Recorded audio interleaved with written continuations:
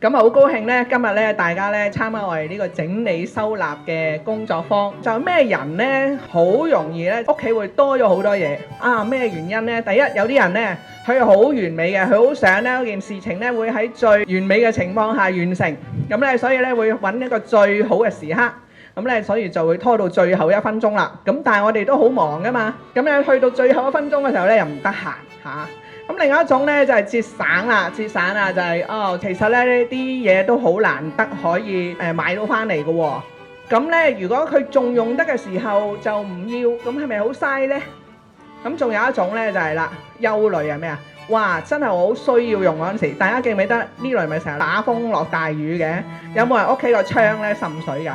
如果有滲水，你嗰陣時想揾咩啊？布啦，咁啊揾呢個可以吸水嘅毛巾啦，結果係點啊？係揾唔到嘅。所有嘅衫咧攞出嚟咧點啊？件件都着得，同埋件件都唔吸水嘅。你哋覺得係咪啊？